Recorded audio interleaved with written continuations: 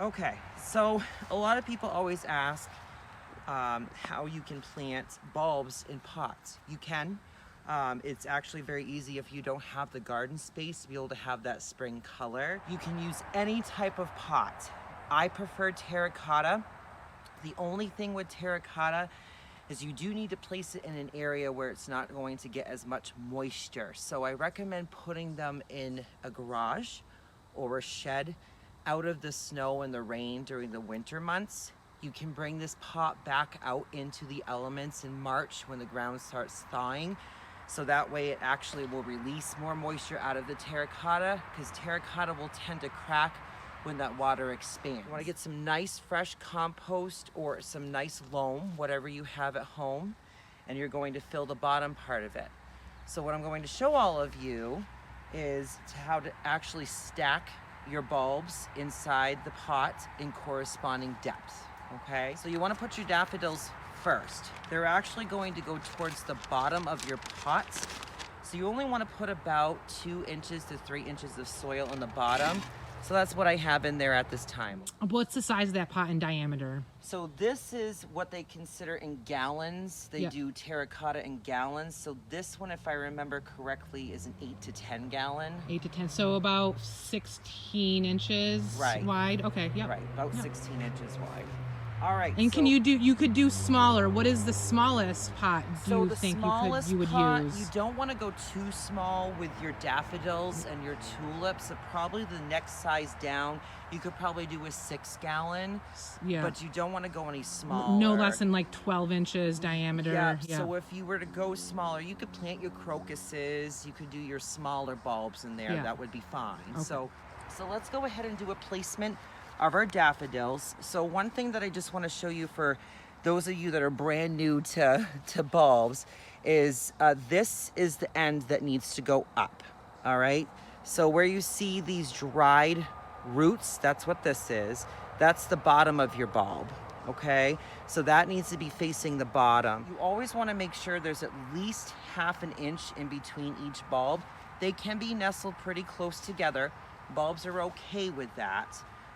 They'll still have the room to breathe, but you don't want them hugging each other. So for example, you don't want them sitting like this together in the pot, because then they won't do well. They won't succeed. So as long as you have them at least that distance, you're good to go. So let's go ahead and get the rest of these put in here.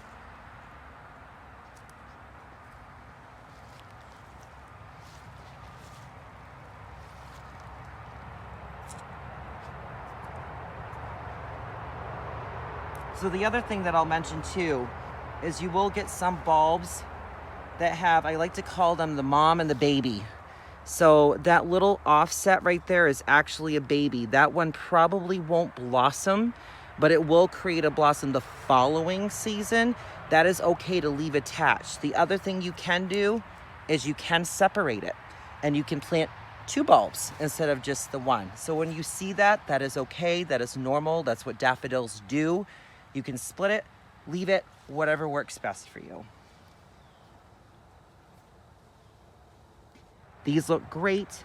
So the other thing that I like to do is add a little bit of fishbone meal. So the other thing that a lot of people will use is blood meal. Same thing.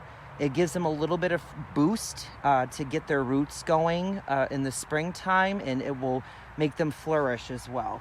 So we have our all-natural fishbone meal that we do have here at Pinetree Garden Seeds.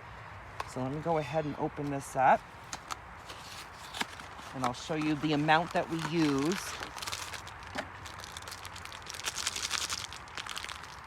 So it's okay if this touches the bulbs. It's not going to hurt them, because when you water, that's going to dissolve into the soil. So I just like to take a nice little handful, fits right into my hand.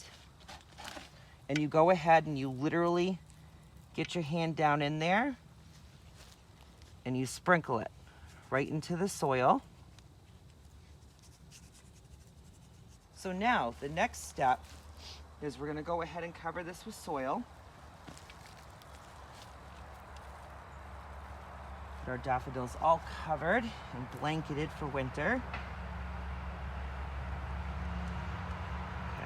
So I like to put at least a 2 to 3 inch layer in between them.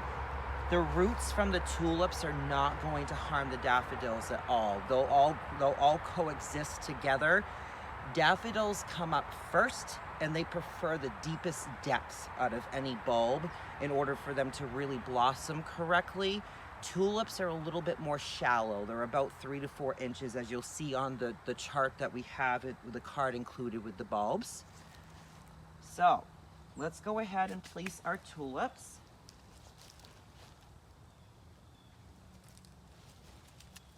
There is a husk on the outside of tulips.